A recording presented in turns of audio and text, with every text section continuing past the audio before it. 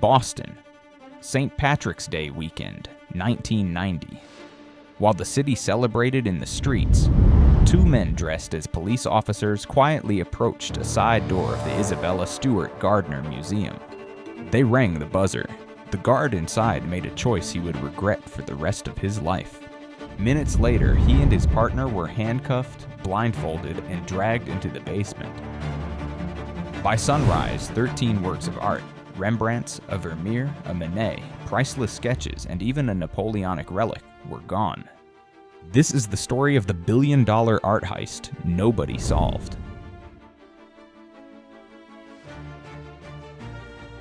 $500 million worth of artwork gone in an instant from a Boston museum. All these years later, the heist continues to fascinate the public as many wonder whether we'll ever see the art again. Investigators tell me they remain busy to this day, and they tell me that they actually have more hope now that this mystery will finally be solved. As recently as a few weeks ago, investigators say they were busy investigating a tip, hoping to gather more clues that will lead them to 13 priceless stolen works of art. The Isabella Stewart Gardner Museum wasn't just a gallery, it was a passion project, the life's work of one extraordinary woman. Isabella Stewart Gardner was a wealthy Boston socialite in the late 1800s. She was eccentric, bold, and obsessed with art. She traveled the world collecting treasures, paintings, sculptures, tapestries, ancient relics, and she displayed them in a Venetian-style palace she built in Boston's Fenway neighborhood. When the museum opened in 1903, it was one of the most unique art institutions in America. In her will, she left strict instructions. Nothing inside could ever be moved, added, or sold. The galleries would remain exactly as she left them, for all time. That decision would later give the Gardner heist its haunting power, because when the thieves struck, the missing artworks couldn't simply be replaced.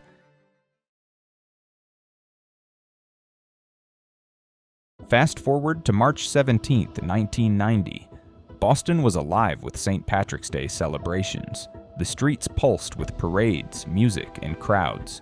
Police resources were stretched thin. Inside the Gardner Museum, the atmosphere couldn't have been more different. The grand halls were quiet, echoing with silence. That night, one of them was Rick Abbott, a college dropout with a taste for partying and music. He wasn't exactly the picture of a hardened security professional, and to a determined thief, the Gardner Museum was a dream target.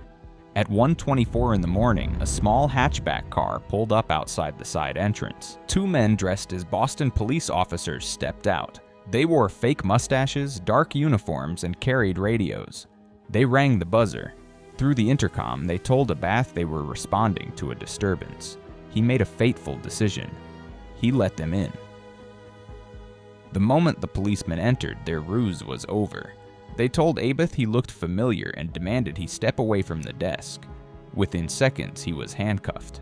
His fellow guards soon joined him. The intruders wrapped duct tape around their eyes and mouths.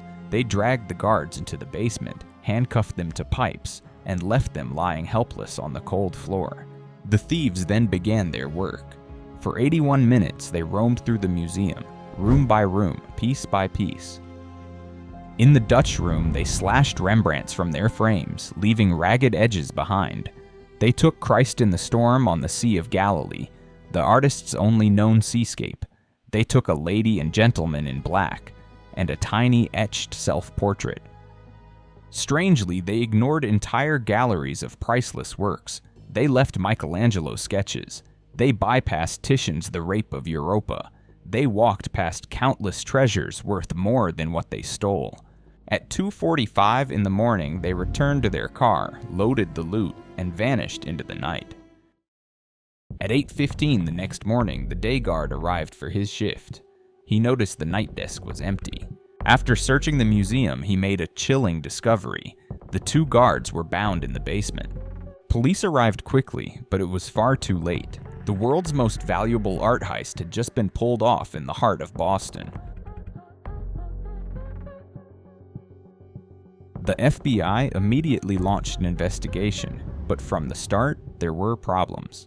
There were no cameras inside. The guards were the only eyewitnesses, and both had been blindfolded. Suspicion swirled around Rick Abeth.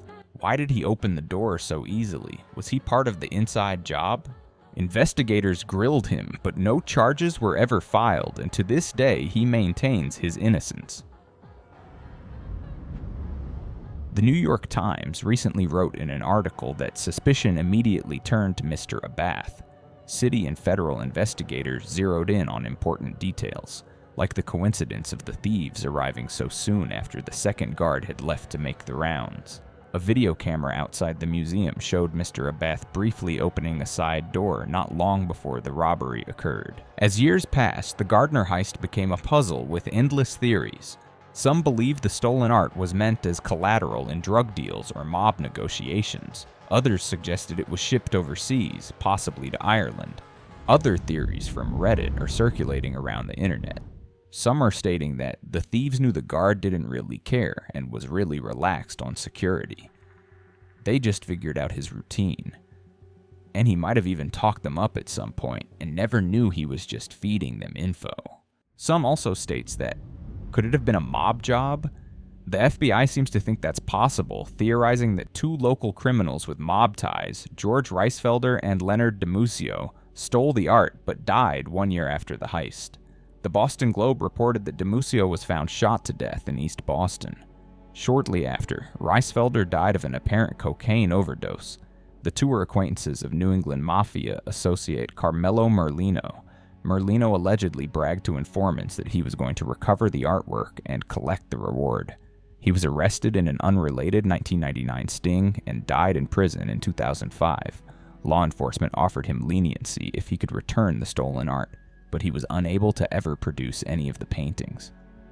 The FBI believes that convicted bank robber and mob associate Robert Guarente was the most likely recipient of the art. He died in 2004.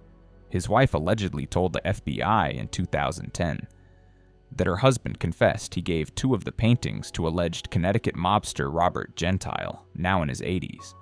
The FBI claims Gentile tried to sell the paintings to an undercover FBI agent, but the mobster denies any involvement. Where are the paintings now? Who planned the robbery? Why did they leave behind treasures more valuable than what they took? No one knows, but the Gardner heist endures because it's more than theft. It's mystery, it's loss, and it's the haunting image of empty frames,